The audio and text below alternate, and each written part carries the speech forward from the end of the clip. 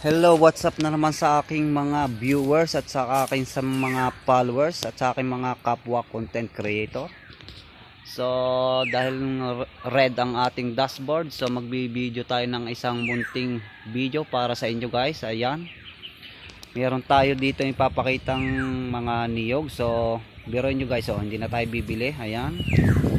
So tayo nag-harvest kanina guys ng malunggay, kaunting okra, kaunting isang papaya, isang puso. So pwede na nating ibulang lang guys. Tapos meron tayo guys binili na kalabasa tsaka kaunting dili. So ready para sa bulang lang. Pwede rin natin gataan guys.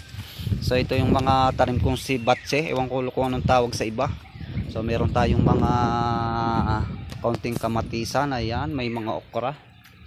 Ayan, tapos tayo humarbest guys ng isang puso, ayan. O isang papaya, kaunting talbos ng kamote, ayan. Okra, at saka yun, may isang kamatis na ako nakuha, hindi pa masyado kasi nabunga. Ayan, so may malunggay. So meron man tayo guys kalabasang binili kanina, ayan.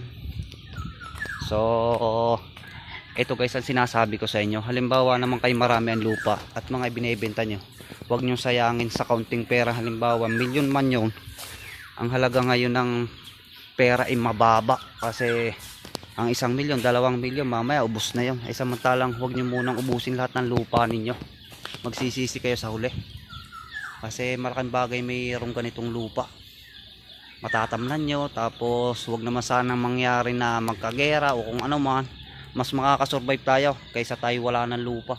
Kasi magtanim lang tayo, buhay na saan tayo aasa sa lungsod, ay mga binubumba pagkalunsod, mga gaya. Ito guys, kung sakali man kayo may mga lupa at gusto nyo ibenta, huwag nyo ilalahat. Magtira kayo na pwede nyong tamnan, ayan. Pwedeng bakasyonan o kaya gawin yung farmlot na konti, tamnan nyo kung ano-ano. Ayan. So dito guys, may mga, gaya nito, nabulaklak na ulit itong mga, ano nga ito, ang kung tawagin dito sa amin na ito ay, anong tawag nga dito?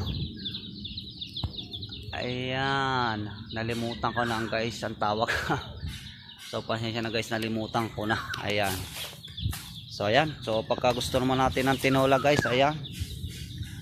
Ayan so meron tayong mga manok dito, mga nag-uli. So meron naman tayong mga alagang manok. Kung sakaling gusto natin magtinola, ayan. So yan lang masasabi ko guys, huwag niyong lalahatin kung kayo magbibili man ng lupa.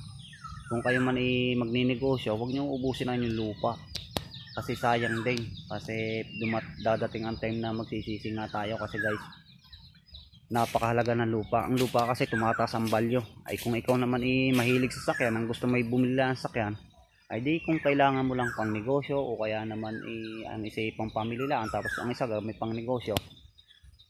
Kasi pagka binili mo ng mga kung ano-ano, naku, ang pera ngayon madaling maubos guys. Kaya kung ako sa inyo, huwag nyo ibebenta lahat ng inyong mga lupa, magsisisi tayo sa huli. Ayan.